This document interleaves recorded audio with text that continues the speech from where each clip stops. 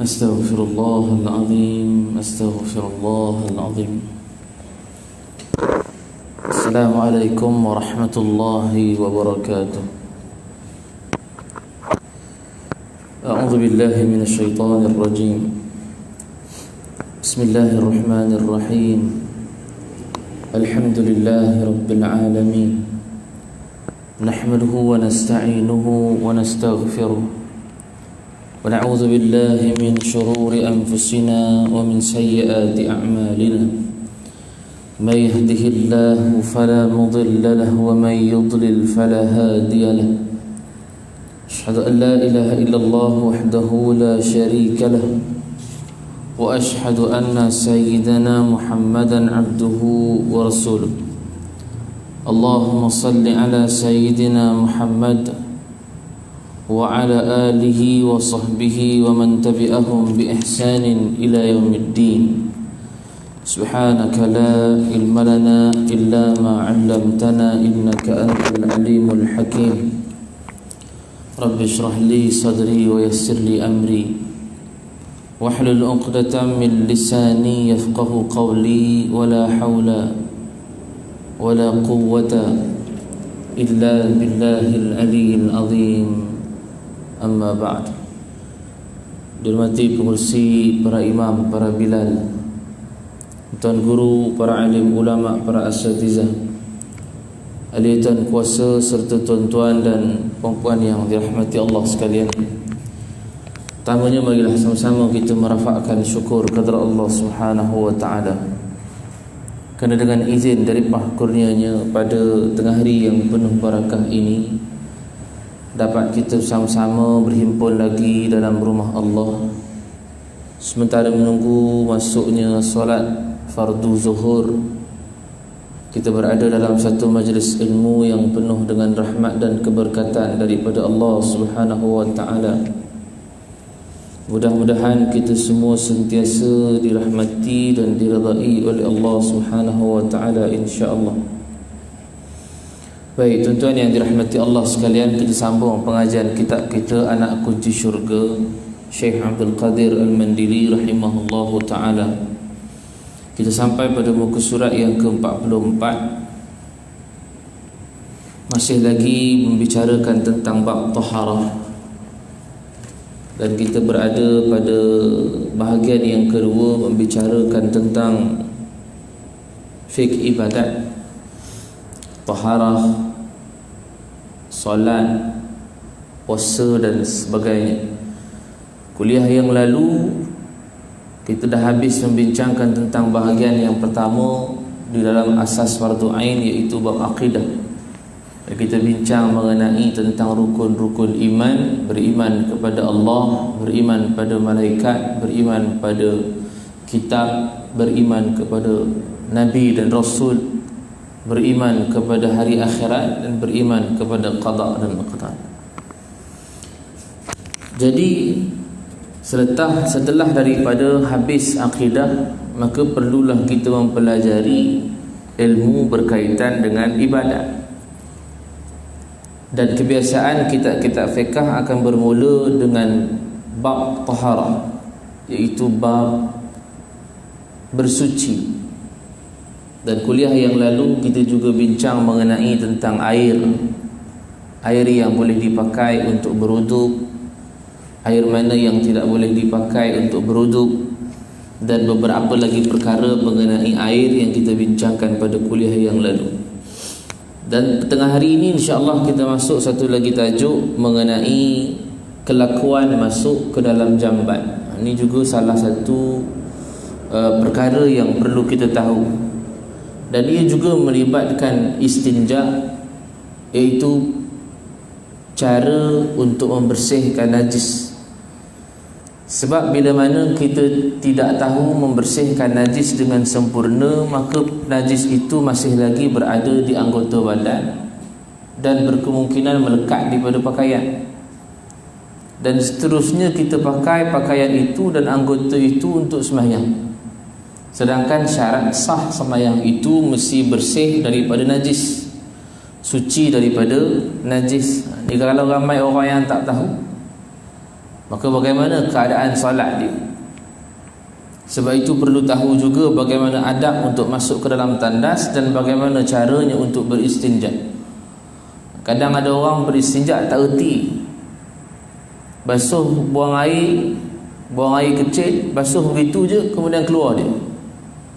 Sedangkan dia terasa kemudian akan ada titisan-titisan yang keluar sedikit daripada kemaluan dia. Itu bukan daimul hadas. Kalau daimul hadas dia penyakit. Kalau orang yang daimul hadas, ada 3 daimul hadas. Satu susul baul, kerap keluar air kencing. Ini airnya tak tus, dah cuci dah bersih dah tapi keluar juga. Kadang tengah batuk keluar, kadang tengah berjalan, lagi kerap tengah berjalan keluar. Penyakit daimul hadas dipanggil sulsul baul. Yang kedua ada sulsul rih, kerap keluar angin. Sama ada ke depan, ke belakang tu buang angin lah, kentut dia panggil. Sulsul rih ni biasa ke depan. Dan yang ketiganya istihadah untuk perempuan, darah penyakit.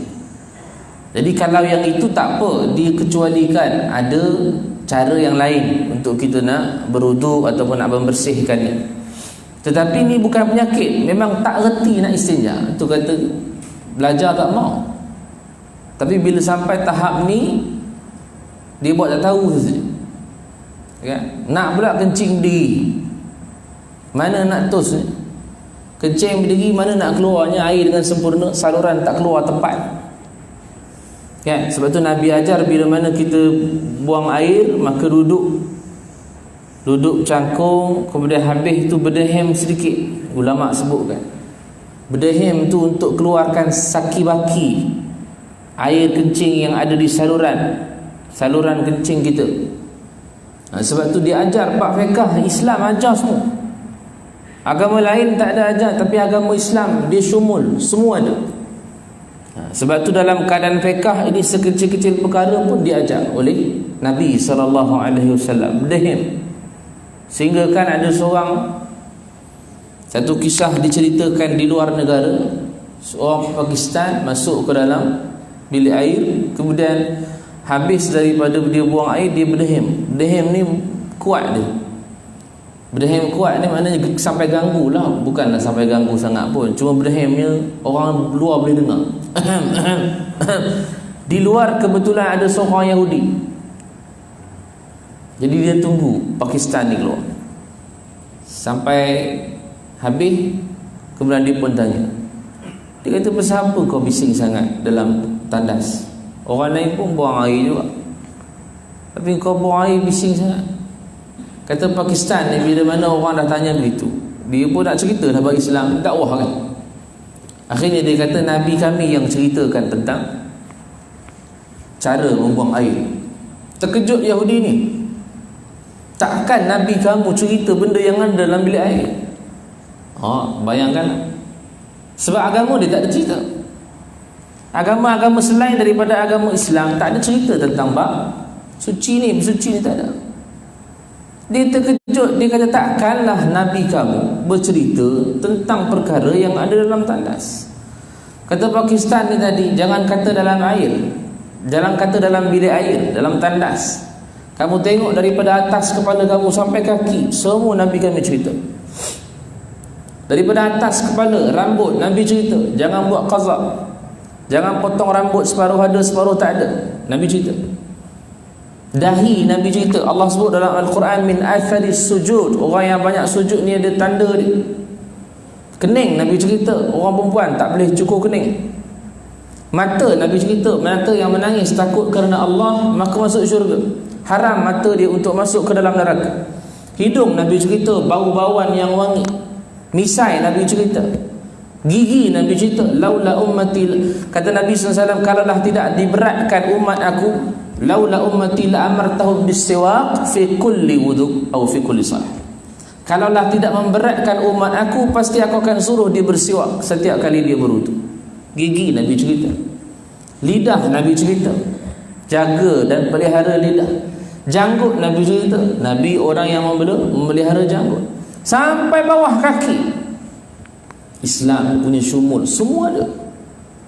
Akhirnya ditakdirkan Allah Yahudi ni masuk Islam. Allah nak bagi hidayah. Nak bagi hidayah munculnya tandas saja. Tak masuk masjid lagi tu. Kita masjid masuk dah tapi tak reti-reti juga. Itu kita. Jadi sebab itu Islam dia mengajarkan kita bagaimana cara untuk istinja dengan betul. Bagaimana kita nak beradab ketika mana buang air. Kan kadang-kadang kita tengok ada orang tak beradab, tengah-tengah jam tu dia buang air selambut je tu. Tepi-tepi jalan. Tepi jalan tu tak ada masalah, bukan menghadap saja, menghadap kita dia buang air. Tu lagi tak guna betul. Tak malu tak ada langsung. Malu tak ada langsung. Jadi bagaimana keadaan orang-orang yang begini? Tidak ada air yang menggunakan untuk dia basuh. Sebab istinja ini dua cara saja, sama ada air atau batu. Nak suruh batu lagi tak pandai orang sekarang.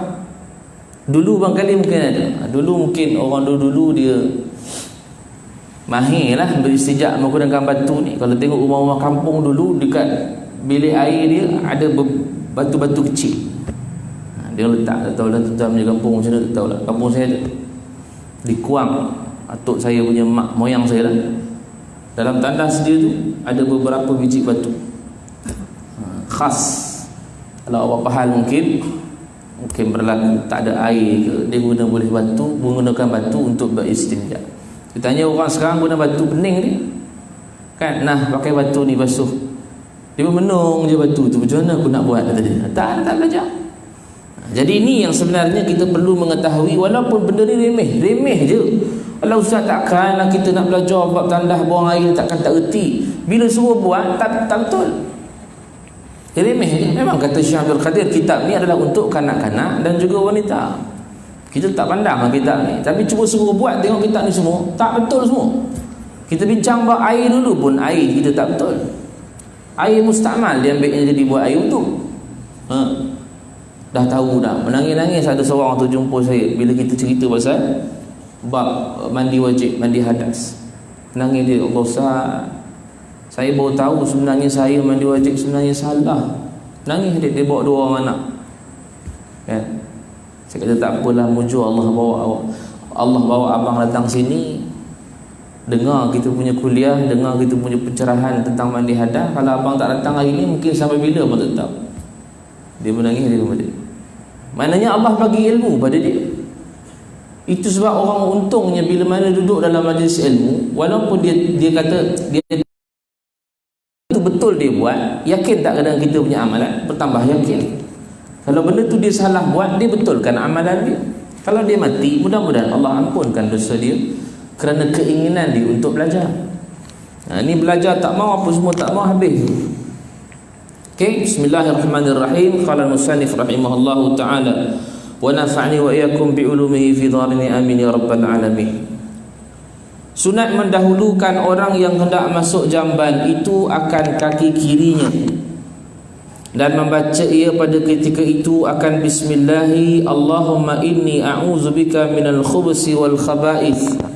Dengan nama Allah, ya Allah, sesungguhnya aku berlindung kepada engkau daripada syaitan laki-laki, syaitan jantan lah, sini tulis laki-laki, syaitan jantan dan syaitan betina, sini tulis laki-laki perempuan. Sama lah juga sebenarnya syaitan ni dia sifat saja.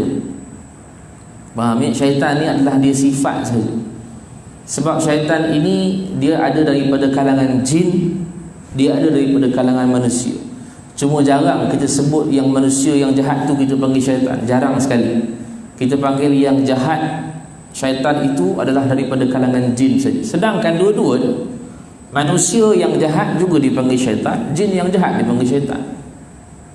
Wa ma khalaqtul jinna wal ins illa liya'budun. Tidaklah aku ciptakan manusia dan jin itu adalah untuk beribadat kepada aku. Bermakna jin ada baik, ada buruk. Manusia ada baik, ada buruk. Yang baik, baik. Yang manusia baik, manusia baik. Jin baik, jin baik. Iblis daripada kalangan jin. Kana minal jin, kata Allah dalam surah Al-Kahfi. Iblis itu daripada kalangan jin. Dan kata Al-Imam Suyuti rahimahullah ta'ala dalam kitab tafsirnya, Iblis abul jin, bapa kepada jin. Nabi Adam abul bashar, bapa kepada manusia. Jadi iblis bapa kepada jin, Adam bapa kepada manusia. Jadi turun di bawahnya ada baik ada jahat. Jin yang baik dia beribadat pada Allah, jin yang jahat ni yang panggil syaitan ni. Ni yang panggil syaitan ni, yang duk hasut orang, duk buat kerja lain, kerja jahat, maksiat ni semua adalah daripada kalangan dia. Manusia pun sama, cuma manusia ni zahir kita nampak. Manusia ni ada yang baik, beribadatlah dia. Manusia ni ada yang jahat. Jahat, ada yang melanggar perintah Allah, minum arak, berjudi, berzina, bunuh orang, semua ada. Jahat tu syaitan juga. Cuma tak sebut kita syaitan pasal kita duk fikir syaitan tu adalah iblis. Jadi minal khubusi wal khaba'is ialah syaitan daripada kalangan jin dan juga manusia juga sama. Syekh Idris Al-Marbawi dalam kitabnya Bahrul Mazi, dia sebutkan al-khubusi wal khaba'is ini juga bukanlah syaitan tetapi sifat kekejian yang ada dalam diri. Ni kita duduk dalam tandas ni kadang-kadang buat benda yang tak ada faedah. Budak kita sekarang ni lagilah, zaman kita ni duduk tandas berapa jam? 1 jam. Main handphone, main game siap. 1 jam duduk orang ketuk tak keluar-keluar. Rupanya main game dalam tandas. Mana tak habis masa. Keji lah, benda yang tak patut ada kat situ. Rugi. Bab yang tidak ada faedah ialah dalam tandas saja, sangat rugi. Baik, itu antara yang disebutkan doa sebelum masuk dalam tandas. Dan kata Syekh Abdul Qadir tadi, maka mendahului kaki kiri kita untuk masuk ke dalam tandas. Dia dua jenis ni, tandas ni. Satu dipanggil Al-Khala, Baitul Khala dia panggil. Baitul Khala, bilik air. Al-Hammam, jamban. Itu beza. Al-Khala ialah satu tempat untuk mandi saja, bukan tempat buang air. Zaman dulu pisah bilik air dalam rumah, jamban di luar. Luarnya bukan dekat, jauh sikit, sini sampai sana. Jadi kalau sakit perut pukul 1 pagi tu, tahan je lah, besok buang air, kata dia. Memang tak berani nak keluar 1 pagi. Kalau keluar tengok kat imah pula ada, payah juga nanti. Jadi nak sebutkan bahawa Al-Khala dengan Al-Hammam beza. Di rumah kita sekarang ni semua campur dah. Campur, tandas pun di situ, bilik air pun di situ. Kan? Jadi nama dia apa sah? Itu panggil Hammam. Itu dipanggil jamban juga. Melainkan dia ada dinding, langsir ataupun tirai ke, cermin ke, dia boleh bezakan yang itu. Cuma yang tak boleh sebut nama Allah yang kita akan bincangkan nanti ialah Hammam lah. Jamban, tak boleh sebut nama Allah, bawa benda-benda yang ada kalimah-kalimah Allah, kalimah yang agung, kalimah Rasul. Juga sahabat-sahabat Nabi juga adalah kalimah nama-nama yang mulia. Tak boleh. Itu kita bincang nanti. Cuma kira nak sebutkan di sini permulaan pada kita, adab kita nak masuk dalam tandas, kaki kiri dulu. Ada orang belasah je, kiri tak kiri saya sakit perut dah, tak peduli lah, tak apa, tak berdosa pun. Cuma kalau kita buat masuk kaki kiri dapat pahala lah. Tu je lah untung kita. Tapi kalau kita masuk ke kanan, dia pun tak ingat. Aku belajar semalam kanan ke kiri lah, ustaz kata ni tak ingat. Jadi langsung dua-dua dia masuk, dia lompat. Dapat pahala tak dapat pahala tu tak tahu, tu pulang tu. Jadi nak sebutkan masuk tempat-tempat yang keji kiri, keluar kanan. Masuk tempat-tempat yang baik, masjid, surau, ni semua baik ni tempat ni, maka masuk kanan, keluar kiri. Okey. Jadi dalam tempat yang buruk ni, pasar, kiri lah, masuk pasar, kiri, keluar pasar, kanan. Kita masuk pasar tak ingat, kita main masuk je, kan? Jadi tempat-tempat yang baik semua kanan. Masuk rumah, sudah semua tak ingat. Masuk rumah kanan ke kiri. Jadi dalam keadaan yang baik-baik semua kanan. Masuk masjid kanan, masuk tempat-tempat yang baik semua kanan. Keluar kiri, terbalik dengan tandas. Jadi masuk dengan kaki kiri. Dan sunat disebutkan di dalam kitab-kitab adab di sini, sunat juga untuk memakai selipar. Antaranya Imam Al-Ghazali rahimahullahu taala menganjurkan untuk memakai selipar. Apa tujuan pakai selipar? Tujuan pakai selipar ni adalah untuk mengelak memijak najis yang ada dalam tandas. Kita mungkin nak ambil wudu, atau mungkin kita nak berjalan, kadang keluar kita tak pakai selipar, kita pijak pula kat luar tu bersepah nanti najis tu. Maknanya najis yang ada di dalam tandas, kalau kita tak pakai selipar, maka kita berjalan, masuk pijak saja kaki kita dalam tandas, kita pijak keluar pula, pergi dapur, pergi ruang tamu, pergi habis tempat tu sepah dengan najis. Habis nak cuci dah salah. Itu najis mutawasitah, nak bersihkannya bukan percikan saja, kena lalukan air itu, buang pula dia sampai, kita dah bincang ni bab najis dulu ni, sampai hilangnya bau, warna dan rasa. Tapi kalau kita pakai selipar, kita pijak dekat situ, di situ je lah. Sebab kita berpijak di atas selipar, kita basuh selipar tu, kita pakai, kemudian kita letakkan balik di situ. Itu gunanya selipar untuk kita pakai. Masjid-masjid sekarang banyak dah dia buat. Masjid-masjid besar tu letak selipar Jepun tu dipanggil, bukan yang selipar Jepun berat tu. Kadang ada juga masjid letak terompah, kan, orang berjalan dengan bunyi tahu dah tu orang datang. Jambannya pula engselnya tak ada. Jadi dengar bunyi terompah tu dipegang je pintu tu, takut orang bunyi. Kadang siap dehem tu bagi tahu ada orang dalam. Masjid-masjid yang tidak ada engsel ni, buat dah balik, bukan susah. Kita lah buat, bukan je AJK punya kerja je.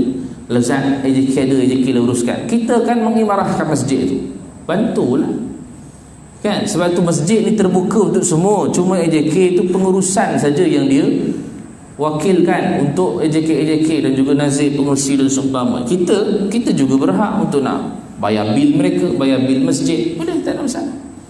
Sebab terbuka tu masjid Allah. Jadi bila sebut masjid Allah, cuma atas arahan ataupun atas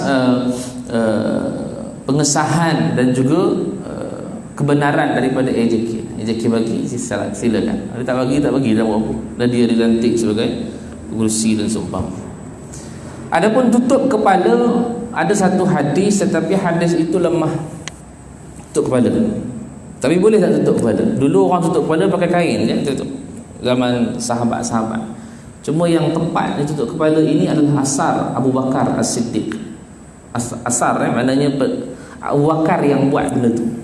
Juga ada hadis Nabi juga tutup, cuma hadis tu tak apa kuat. Tak apalah, boleh ambil, tak ada masalah, sekadar amalan kita. Kenapa ditutup? Sebab dulu orang buang air ni dulu jauh, luar, bukan dalam tandas ni, luar dan jauh.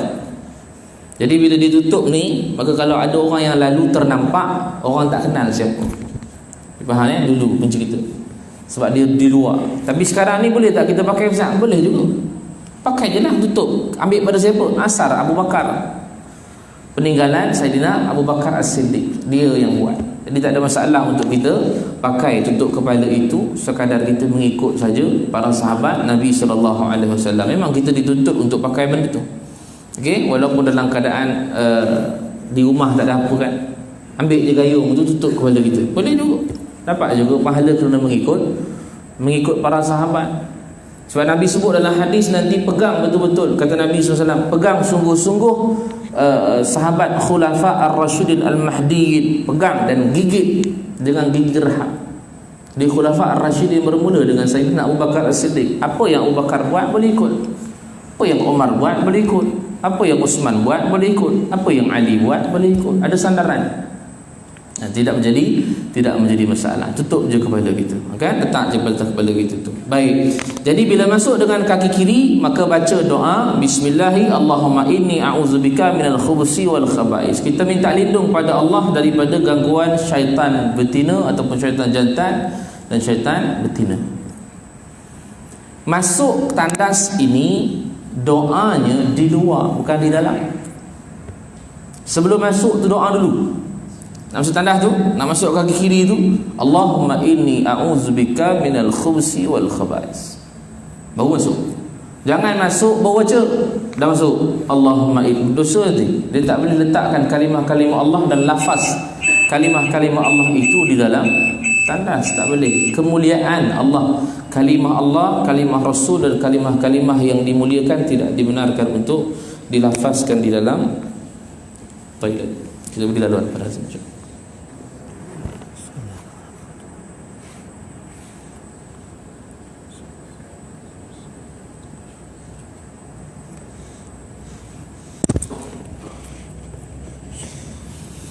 Baik, tuan-tuan yang dirahmati Allah sekalian,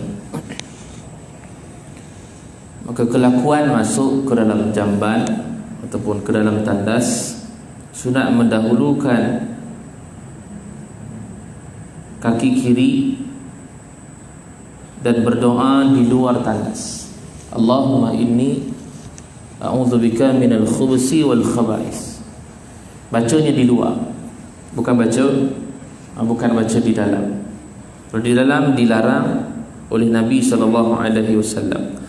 Maka bila berada di dalam tandas, ada perkara-perkara yang perlu kita ketahui. Antaranya tidak menghadap kiblat dan tidak membelakanginya apabila berada di tempat yang terbuka seperti di padang atau dalam semak. Ini yang berada di luar, yang buang air di luar, maka adabnya tidak boleh kita menghadap kiblat ataupun membelakangkan kiblat. Untuk yang di luar, saya sebut tadi kan, kalau jam contohnya, kita nak buang air di tepi jalan, kita tengok ada kiblat kat mana, payah pula ustaz nak mencari kiblat macam mana pula, kata dia. Itu pasal kena belajar tengok arah kiblat guna matahari. Kalau siang, kalau malam guna bintang. Tapi tak wajib lah, cuma yang tahu ilmu tu alhamdulillah. Di mana tempatnya diturunkan ataupun terbenamnya matahari, maka bergerakkan sedikit ke kanan dalam 40 darjah, 45 darjah tu, situ tempat arah kiblat siang. Kalau malam dia ada bintang berderet 3 straight, 1, 2, 3. Tapi biasa kalau banyak-banyak tu tak nampak lah, kan, nampak muka bini je lah. Kan, bulan pula mengambang pula lagi, awak ni cantik pak bulan purnama, kata dia. Dia tak ingat apa dah tu. Tapi dilarang bila mana kita membuang air menghadap kiblat atau belakang ke. Balikkan pergi check tengok kita punya tandas di rumah. Jangan balik dulu, nanti dulu kan jadi pecah mangkuk tandas tu kan. Kalau di dalam tandas rumah kita tak apa, kata Imam Nawawi rahimahullahu taala, di sini adalah untuk mengagungkan kiblat itu saja.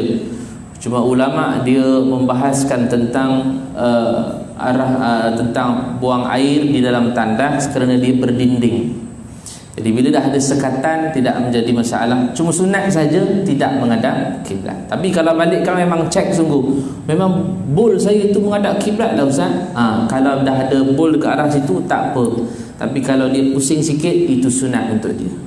Tak payahlah pecahkan buat baru. Lepas ni belajar balik rumah cakap dengan abang, bang kita kena pecahkan mangkuk tandas kita bang. Dah pasal pula belajar tadi menghadap kiblat tak boleh, kita ni buang air tadi. Dia pun pecah buat baru, habis. Tak payah, itu sunat saja. Pasal apa? Pasal dia dah ada dinding. Yang ini dicerita pasal kat luar, di tempat yang lapang. Okey, di tempat yang lapang jaga jangan kita menghadap kiblat atau membelakangkan kiblat. Antara lain, buang air tidak dilakukan pada air yang tidak mengalir. Mana air yang tenang? Tak boleh lah. Kita buang air pada air yang tak mengalir. Di sungai boleh lah pasal dia mengalir. Sungai, di laut kan. Itu, kalau memang dah tak ada tempat nak buang air lah, janganlah ada tempat buang air dibuang juga situ. Orang tu duduk mandi kat bawah, kita buang air kat atas. Lalu je nampak macam pisang, rupanya bukan. Salah juga kita ni kan. Jadi jangan buang air pada tempat orang yang tengah ramai mandi dan seumpamanya. Ataupun jangan buang air di tempat air yang tidak mengalir, tetap. Sebab takut nanti akan terkena pada badan kita najis tu. Dan tidak dilakukan di bawah pohon yang berbuah. Dia buang air, pohon tu berbuah, dia buang air situ pula. Risau nanti kalau dah lepas buang air, buah jatuh. Bila buah jatuh, orang pun lalu tengok, apple contoh dia tak cakap banyak punya makan. Rasa pelik pula apple hari ni tu. Pasal dah bercampur dengan najis. Jangan buang air pada tempat pohon yang berbuah. Dan tidak dilakukan di jalan raya. Jalan raya, subhanallah. Video-video yang kita dapat ni kan, di China dan seumpamanya tu kan, buang air berata-rata. Allah alam tu. Dan tidak dilakukan di tempat berteduh. Mana tempat berteduh ni, tempat orang berteduh lah, berehat, bus stop contohnya, dia pergi buang air situ. Orang berteduh situ. Tempat berteduh. orang duduk bus stop, bawah jabatan dan seumpamanya, kadang dia buang air situ. Juga tidak boleh kerana ada orang yang berteduh di situ. Tidak dilakukan di dalam lubang, kerana di lubang ini berkemungkinan adanya kehidupan lain seperti binatang. Kan, ada buang air itu, keluar ular situ. Kanjat siapa yang terkejut tu tahu. Keluar ular, tempat jin ke bangkali. Kan, jin yang duduk di bahagian lubang-lubang. Dan tidak bercakap-cakap ketika membuang air kecil dan buang air besar. Ini satu ada kerja juga. Dia buang air dua-dua orang, sebelah-sebelah. Siap sembang tu. Kau dah belum? Belum. Apa cerita lah dia orang ni. Dia tak boleh dia bercakap-cakap ketika mana buang air. Dia sudahlah bagi tahu apa. Siap menyanyi pula kadang seorang dia menyanyi gitu. Kan? Mengantuk. Pasal penat sangat menunggu tak keluar, mengantuk ceritanya. Jangan bercakap, menyanyi semua tak boleh. Jadi sebab itu dilarang di dalam agama. Dan tidak menghadap matahari dan bulan dan tidak membelakangi keduanya, kerana itu adalah melambangkan kekuasaan Allah Subhanahu wa taala. Walaupun dalam kita punya tandas itu tidak menjadi masalah kerana ada dinding yang menyekat perkara yang disebutkan tadi. Baik, bila dah duduk dalam tandas, jadi sunat juga kita berlindung daripada pandangan manusia dan tidak membawa bersama-sama benda yang ada catatan nama Allah, nama Nabi, nama malaikat, nama Al-Quran ketika mana kita di dalam tandas. Cuma diriwayatkan Nabi kalau buang air, Nabi genggam cincin dia, tutup. Juga sebut dalam kitab Usulul Ahkam, cincin yang ada tulisan-tulisan kalimah yang agung ni, tutup dia, tutup supaya tidak terbuka, tutup je lah gitu. Kadang kita pelik pula lagi kalau ada orang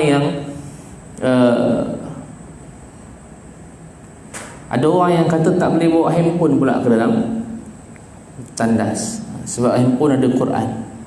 Isu ni dah lama dah ni kan, cuma nak cerita pada dia. Kenapa kita tak boleh bawa handphone dalam tandas? Sebab dia kata dalam handphone ada Quran. Bagi orang yang install apps Al-Quran lah, dia kata tak boleh bawa. Bila letak mana? Letak luar hilang apa tu? Keluar mana handphone saya kata. Kalau kita kata handphone yang ada Al-Quran tak boleh bawa masuk ke dalam tandas, kita juga tak boleh masuk dalam tandas. Pasal dalam dada kita juga ada Al-Quran. Kurang-kurangnya kita hafal surah Al-Fatihah. Cuma dia menjadi perbahasan bila mana kita keluarkan apps tu. Buka apps tu Quran, maka dia jadi Quran. Kalau tak buka apa-apa, dia jadi handphone. Faham tak? Mana kalau kita tak buka apa-apa, dia tak ada handphone. Kalau kita buka apps Quran, jadi Quran lah dia. Sebab itu tak boleh bawa masuk. Sebab dia tak boleh bawa dalam tandas. Tapi kalau dalam keadaan kita tak buka apa-apa, jangan buka, senyap saja, dia jadi handphone. Jadi lagi kita peliknya, kadang-kadang ada orang pakai ringtone mengaji pula lagi. Yasin wal Quranil Hakim. Assalamualaikum. Itu Quran. Azan kadang-kadang bukan tak boleh pakailah. Cuma mengaji Quran ni elok tukarlah ringtone lain. Ringtone burung ke, kan? Ringtone pantai ke, bunyi-bunyi pantai misalnya. Sebab bunyi Al-Quran dalam tandas juga tak dibenarkan. Cuba bayangkan dalam keadaan dia letak seluarnya digantung belakang pintu tu, handphone dalam poket, dia sakit perut buang air, tengah-tengah nak terkeluar tu bunyi handphone. Mana nak buat dulu? Handphone dulu ke buang dulu? Dah pucat kita kan. Jadi sebab tu kena elakkan daripada perkara tu berlaku. Tak payah buat benda-benda yang boleh menyebabkan kita susah nanti. Pakai je bunyi-bunyi yang biasa. Dan sekarang banyak orang pakai bunyi selawat lah, bunyi itulah. Bukan tak boleh, boleh, tapi berpada-pada. Bila mana dalam keadaan kita tak sempat nak tutup nanti, apa akan jadi? Sebab tu juga dilarang kita menyebutkan nama-nama Allah dalam Al-Quran, dalam tandas, nama-nama Nabi, nama malaikat. Itu semua adalah nama yang dimuliakan. Dan tidak melihat kemaluan dan najis yang keluar. Okey, elakkan. Seeloknya tidak kencing berdiri. Jadi sebab kerana kita tak mau benda itu tidak dibersihkan dengan betul. Kalau duduk itu adalah lebih sempurna. Menggunakan alas kaki dah sebut tadi, seperti selipar dan seumpamanya. Kemudian habis masuk dalam tandas, itu sahaja adab-adab yang ada. Dan jangan bercakap-cakap dan seumpamanya. Selesai daripada buang daripada segala kekotoran, maka nak keluar, kata Syekh Abdul Qadir, dan sunat mendahulukan ia akan kaki kanan pada ketika keluar. dan membaca ia mengiringi keluar akan doa ghufranaka alhamdulillahilladzi adhhaba 'anni al'adha wa 'afani. Ghufranaka, aku mohon ampun kepada engkau. Okey, ini satu riwayat yang lain. Alhamdulillahilladzi adhhaba 'anni al'adha wa 'afani, satu riwayat yang lain. Juga daripada Nabi. Dua-dua daripada Nabi, cuma Nabi buat bezakan. Nabi buat dua perbezaan. Jadi dalam keadaan ada yang sebut Nabi sebut ghufranaka saja, ada riwayat sebut alhamdulillahilladzi adhhaba 'anil adha wa 'afan. Jadi boleh disebutkan dua-dua. Jadi orang pun tanya kenapa Nabi sebut ghufranaka, ulama dah kata ghufranaka ni minta ampun pada Allah. Buang air dosa apa yang kita buat? Buang air dosa apa yang buat kita keluar saja ghufranaka. Nabi sebut. Habis daripada buang air, maka Nabi keluar daripada tempat buang air, Nabi sebut ghufranaka. Nabi buat dosa apa? Tidak. Ada ulama dibahaskan tentang ghufranaka ini kerana Nabi ketika itu telah membuka auratnya. Kerana ada hadis yang lain, ada orang pernah tanya Rasulullah, ya Rasulullah, bagaimana aurat aku seorang diri kalau aku buka telanjang bulat seorang-seorang di rumah? Seorang dia je, tak ada siapa pun, tapi dia buka aurat dia semua. Kata Nabi, kepada Allah lah patutnya kamu merasakan malu. Mana ulama menghukumkan perkara itu makruh, bukan haram, makruh saja. Dalam keadaan di rumah seorang dia, dalam keadaan tidak berpakaian, tidak berseluar, tak ada masalah, seorang dia je. Cuma hati-hatilah, takut postman datang nanti, cepat-cepat pakai kain, takut nanti postman duk intai.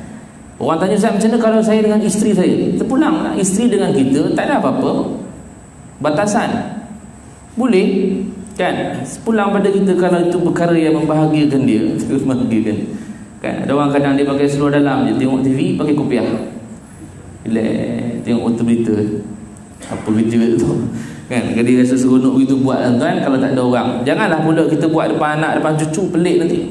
Cucu tengah tengok SpongeBob, kita atuk lalu pakai seluar dalam dia. SpongeBob mana pula lari, kata dia. Bapak tu nak ambil air je lah kan, pakai seluar dalam. Atuk kena jaga aurat bila ada anak, bila ada cucu. Jadi bila mana sebut ghufranaka ini, ulama kata membahaskan tentang Rasulullah telah membuka auratnya. Dan satu lagi perbahasan ketika mana sebut ghufranaka ini, ketika Nabi buang air, hati Nabi berhenti daripada zikir pada Allah. Sebab Nabi dan Rasul-Rasul, mereka semuanya sentiasa berzikir pada Allah, ingat pada Allah walaupun tengah tidur. Sebab mereka Nabi dan Rasul, mereka tidak tidur, hati mereka berjalan. Tidur tapi hati mereka berjalan, mengingati Allah. Tak boleh sebut ketika mana dalam tandas saja. Jadi sebab itu antara perbahasan yang lain kenapa sebut ghufranaka, sebab hati Nabi berhenti daripada menyebut kalimah Allah ataupun beringat pada Allah. Barulah sebut alhamdulillahilladzi adhhaba 'annil 'adha wa 'afani. Segala puji bagi Allah. Berapa ramai orang yang buang air tapi tak puji Allah. Berapa ramai orang yang buang air tapi tak rasa bersyukur pada Allah. Bagi orang yang pernah rasa macam mana tak boleh buang air tu, dia tahulah lepas tu bila dia boleh buang air, syukur betul dapat batu karang contohnya, na'udzubillah kan, sakit benda yang tak boleh nak buang air, sebelit dan seumpamanya. Rasa susah kan, nak buang air susah, nak buang air kecil susah, buang air besar susah. Bila dapat keluar tu, ya Allah, syukur je. Pasal apa dah boleh buang lah. Tapi yang standard biasa kita buang hari-hari ni, tak pernah pun kita rasa syukur. Kurang-kurangnya alhamdulillah, cukup lah. Ataupun kurang-kurangnya terima kasih ya Allah, selesai. Itu pun dah sebagai syukur tu. Kalau tak boleh sebut Arab tu lah, ya nak teruk sangat tak boleh sebut alhamdulillahnya kan. Alhamdulillah tu maksud dia terima kasih lah, wahai Allah, segala puji bagi engkau wahai Allah, terima kasih ya Allah kerana telah membuangkan kekotoran dalam diri aku. Pujilah sekurang-kurangnya. Ni kadang buang, siap tepuk perut tu, lega rasa, syukur tak ada langsung. Mana kita punya kesyukuran kita pada Allah Subhanahu wa taala. Maka sebut alhamdulillah sekurang-kurangnya. Alladzi adhhaba 'annil 'adha wa 'afani, yang telah membuangkan kekotoran yang ada di dalam perut aku. Bila nak baca ni, bukan dalam tandas, luar tandas. Keluar dengan kaki kanan, lepas keluar. Ada satu lagi doa yang dianjurkan, tapi bukan daripada Nabi. Ini bukan daripada Nabi, ini daripada ulama. Antara yang disebutkan juga antara Imam Al-Ghazali rahimahullahu ta'ala, dianjurkan doa Allahumma hassin farji minal fawahish wa tahhir qalbi minan nifaq, ataupun Allahumma tahhir qalbi minan nifaq wa hassin farji minal fawahish. Boleh, dua-dua boleh. Maknanya kita doa, ya Allah, peliharalah kemaluan aku daripada al-fawahish, iaitu daripada maksiat, dosa. Fawahish ni lebih kepada syahwat. Dan tahhir qalbi minan nifaq, dan bersihkan hati kami daripada, hati aku daripada sifat nifaq. Juga baca setelah daripada keluar daripada tandas. Keluar daripada tandas tu kaki kanan, kemudian kita baca Allahumma tarhil qalbi minan nifaq wa hassin farji minal fawahish, baru baca ghufranaka alhamdulillahi alladhi adhaba anni adal wa afani. Itu kita boleh amalkan sekurang-kurangnya. Kalau tak mampu juga hafal, maka sebut saja alhamdulillah, itu telah memadai. Sikit saya nak habiskan 2 minit. Bersuci kemudian daripada qada hajat, yakni istinja. Sekejap je. Wajib istinja dengan air atau dengan 3 batu. Wajib istinja sama ada menggunakan air atau dengan 3 batu. 2 ni saja yang dibenarkan. Jadi kalau orang yang beristinja tak ada gunakan apa-apa, lepas buang air tu slip je seluar tu, cabut di jalan, tu bawa pula pergi sembahyang. Saya ingat ini jenis orang yang tak sampai lagi ikut hidayah. Kadang orang yang tak jaga istinja dia, jarang kita tengok dia sembahyang. Jarang lah yang saya pernah jumpa. Seorang yang sembahyang, dia akan jaga dia punya istinja dia. Sampai saya pernah jumpa macam-macam orang. Kita belajar bab ni sebab saya ada buka kelas tentang fardu ain ni. Bukan budak-budak, dewasa semua. Bila kita belajar ni semua, kebanyakan mereka tak faham tentang istinja. Kadang buang air pun macam tu saja. Buang air sebab dalam tandas sekarang ada yang mangkuk berdiri tu. Kita bukanlah tak bagi mangkuk berdiri, ada, Nabi pernah buat. Tapi Nabi buat itu adalah keharusan bagi orang yang uzur, bukan keharusan bagi kita yang sehat. Sehat ni pergi duduk lah. Duduk betul-betul, tengok tempat tu betul-betul, bersihkan dulu. Okay, buang air supaya tak terpercik dan seumpama. Kan? Sebab tu nak sebut sehat ini jaga, kita tak jaga. Buang air, kadang sapu, ambil air sapu gitu je. Najis mutawasitah, kena mengalir. Yang pergi ambil sapu, jadi merebak habis najis tu dekat kemaluan dia. Mana yang dikatakan bersih? Air itu keluar daripada kekotoran ataupun daripada kemaluan itu, mengalir. Sebab najis mutawasitah, dia mesti air yang mengalir. Hilang najis dia daripada bau, warna dan rasa. Kadang-kadang ambil air. Saya dulu pernah sebut dulu untuk ibu-ibu yang nak membersihkan najis anak-anak, tak boleh menggunakan white tissue. Tak boleh, sebab itu bukan alat untuk membuang najis. Tak boleh. Itu white tissue tu adalah untuk merebakkan lagi najis kepada semua tempat. White tissue basah tu tak boleh. Dia mesti yang kering, bukan yang basah. Tapi kalau dia menggunakan air, boleh lah. Tapi kalau dia menggunakan white tissue, tak boleh. Lagi merebak habis najis dekat situ. Jadi yang nak kena istinja ialah air dan 3 batu. Paling sempurna dua-dua pakai, air dan batu. Tapi kalau yang paling afdal untuk pilih yang mana satu, ialah pilih air daripada batu. Batu ni bila pakai bila tak ada air saja. Kerana memperbuatkan dia oleh Rasulullah SAW, seperti yang menceritakan akan dia oleh Al-Bukhari, dan menyuruh ia dengan sabdanya wal yastanji bi salasati ahjar, dan hendaklah kamu beristinja dengan 3 ketul batu. 3 ketul batu, ataupun boleh juga beristinja dengan 1 jenis batu tapi ada bucu yang banyak. Lebih daripada 3 bucu boleh dah. Batu tu ada beberapa penjuru, dipanggil penjuru untuk disapu. Dan istinja ini dia ada syarat-syaratnya. Selagi mana najis itu tak kering dan seumpamanya, batu itu bukanlah daripada jenis yang basah, itu semua itu adalah satu perkara yang mesti kita tahu. Dan melarang oleh Rasulullah SAW akan istinja dengan yang kurang daripada 3 batu, melainkan yang 1 batu tadi tapi ada beberapa penjuru. Dan yang lebih baik bahawa dihimpun antara batu dan air, itu lebih terbaik. Kita orang sekarang tak pandai guna batu, okey, pandai air saja, itu pun dah memadai lah. Kerana memuji Allah Ta'ala akan orang-orang Quba, kerana memperikutkan mereka itu akan batu dengan air pada ketika istinja, dengan firman Allah, fihi rijalun yuhibbuna an yatatahharu wallahu yuhibbul mutahhirin. Ada pada masjid Quba itu beberapa orang laki-laki, Padanya ada beberapa orang laki-laki yang suka kepada bersuci. Dan kata Allah, wallahu yuhibbul mutahhirin, Allah suka kepada orang-orang yang bersuci. Jadi kalau orang yang bersih ni Allah suka. Juga dalam surah Al-Baqarah Allah sebut innallaha yuhibbut tawwabin wa yuhibbul mutatahhirin. Allah suka kepada orang yang bertaubat dan Allah juga suka kepada orang yang bersuci. Kita duduk di bumi Allah, kena buat Allah suka pada kita. Banyak kalimah-kalimah yang Allah sebut yuhibbu ini, tentang Allah suka si pula, Allah suka golongan ni, Allah suka golongan ni, cukup banyak. Antaranya yuhibbu al-mutahhirin, iaitu Allah suka kepada golongan orang yang bersuci. Jadilah orang yang bersuci, bersih.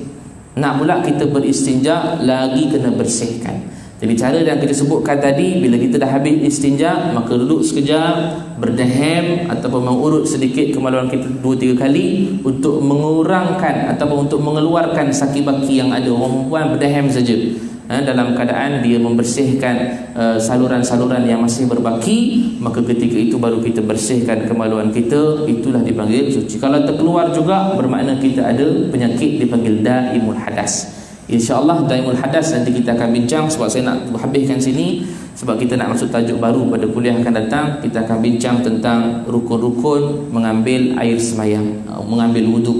Di sini juga satu benda yang penting. Ramai orang boleh ambil air semayang ataupun wuduk, tapi dia punya kaifiat, caranya banyak yang tersilap. Kadang buka air, lalu saja kaki situ, kiri kanan, tumit tak kena. Okey, Nabi kata celakalah orang yang berwuduk tapi tidak dibasahkan tumitnya. Sangat-sangat celaka. Kadang buat begitulah, kita buat sambil lewa begitu saja. Muka paras mana tak tahu. Asal kena muka saja dah. Tak tahu paras mana satu muka, kiri kanan, lebar, atas bawah semua tak tahu. Jadi bahagian dia macam mana, insya-Allah kita akan bincangkan, dan kita akan sentuh sikit bagaimana pula keadaan orang yang daimul hadas untuk berwuduk. Wallahu a'lam. Aqul qawli hadza wa astaghfirullahal azim li wa lakum. Assalamualaikum warahmatullahi wabarakatuh. A'udzu billahi minasyaitonir rajim. Bismillahirrahmanirrahim. Alhamdulillahirabbil alamin wassalatu wassalamu ala asyrafil anbiya'i wal mursalin wa ala alihi wa sahbihi ajma'in.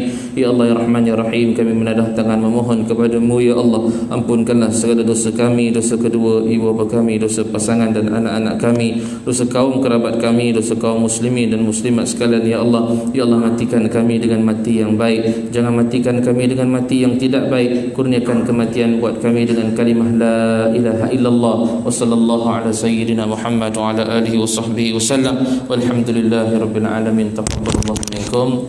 Tutup dengan tasbih Farad dan surat.